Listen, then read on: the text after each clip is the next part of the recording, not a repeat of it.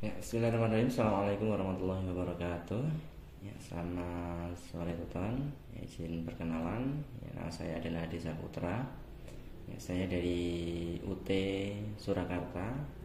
Ya, kali ini saya akan menjelaskan pada tugas praktikum 2 di mata kuliah yaitu pemrograman berbasis perangkat bergerak. Ya, langsung saja di soal tugas 2 ya. Nomor pertama adalah buatlah sebuah proyek baru untuk menampilkan data API nama-nama cryptocurrency yang ada di dunia yang diambil dari API online dengan alamat sebagai berikut. Nah, kemudian kita disuruh membuat tampilan aplikasi mobile dengan tampilan sebagai berikut dengan menampilkan atribut, kolom, fitness, simbol, diskresi, dan dengan tampilan sesuai dengan di tugas 2 seperti ini. Ya, langsung saja kita akan masuk ke sebuah aplikasi ya. Saya pakai aplikasi Visual Studio Code ya, Visual Studio Code.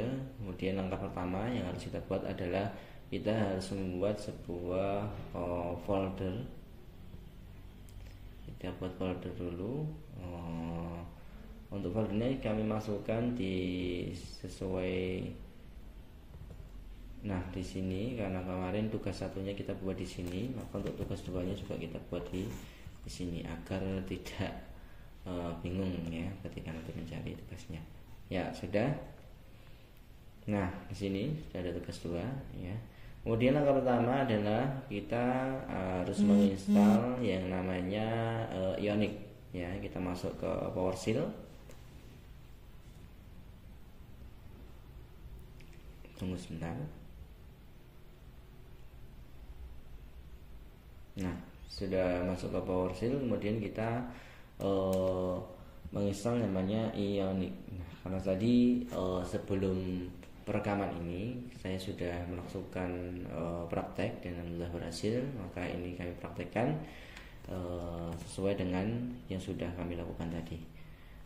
Install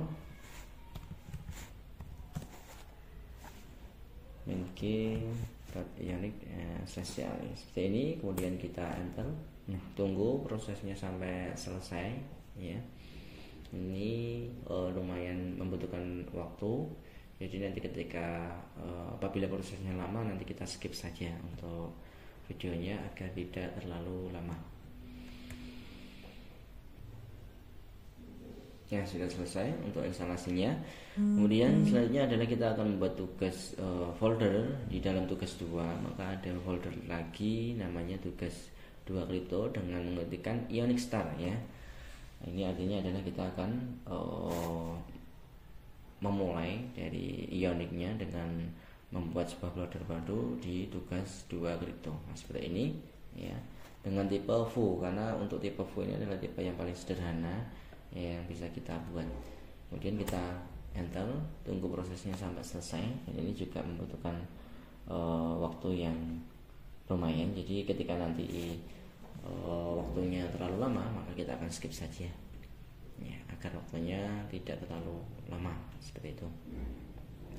Nah, nanti ya setelah kita sudah selesai untuk memulai Ionic dengan membuat tugas 2 Crypto ya, folder tugas 2 Crypto, maka kita akan selanjutnya adalah masuk ke dalam direktori tugas 2 Crypto ya, atau masuk ke dalam folder ya, folder direktori di tugas 2 Crypto seperti itu ya. Kita tunggu prosesnya sampai selesai.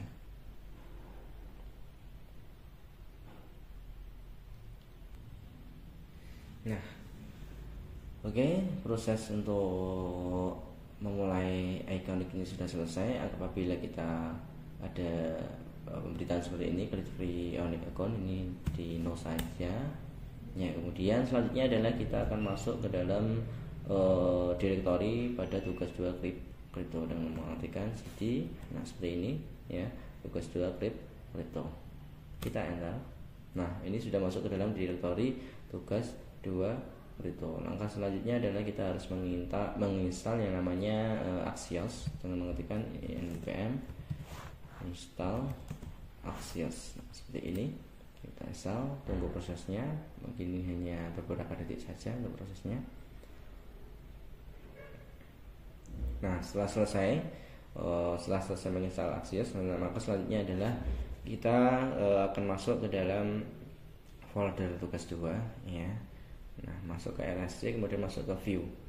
Nah, ini hal yang paling penting yang perlu diperhatikan adalah, dan di sini secara default ya, secara default di sini sudah ada untuk homepage.fu nya. Akan tetapi kita harus ganti sesuai dengan perintah pada tugas 2. Nah, tadi sudah saya buat untuk kodenya atau sintaknya sudah kami buat di sini. Kita copy saja untuk sintaknya ya. Sintaknya kita copy, kemudian kita masuk ke dalam homepage.fu nya, kita hapus, kemudian kita masukkan atau paste sintak yang sudah kita buat tadi ya. Nah, yang perlu kita perhatikan adalah di dalam sintak ini ya, di dalam kode ini adalah ada const response ya, const response di mana ini menjelaskan tentang yang sudah ada di tugas 2 ya, menampilkan data API pada alamat link ya yang sudah tersedia dalam tugas 2 ya. Sesuai perintah di kode ini, const response-nya adalah menampilkan alamat link ya yang sudah tersedia di dalam tugas 2 ya, seperti itu. Nah, selanjutnya adalah kita save dulu untuk sintaknya di dalam homepage. Nah, masuk ke dalam NTS. Nah, masuk ke dalam NTS, kemudian kita masuk ke bawah, scroll ke bawah. Nah, untuk import ini kita hilangkan saja dengan mengetikkan /2 ya di sini, kemudian kita save. Nah, seperti ini ya.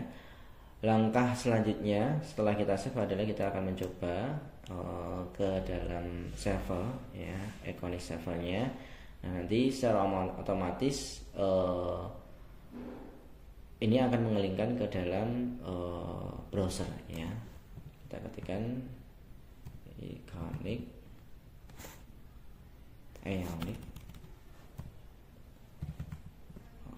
server seperti ini ya, ini kemudian kita enter, tunggu beberapa saat. Nah, dia akan masuk ke dalam localhost ya, dimana itu adalah servernya. Nanti secara otomatis dia akan masuk ke dalam Google Chrome seperti ini ya. Nah, sesuai dengan perintah, maka ketika kita klik get data ya, silakan klik tombol untuk mengambil data. Kita ambil datanya ya dari link yang sudah tersedia dari link API tadi. Nah, seperti ini. Nah, ini artinya kita sudah berhasil. Nah, kemudian untuk menampilkan sesuai dengan ini ya, tampilan mobile ya, maka kita akan menggunakan yang namanya mobile simulator ya, seperti ini.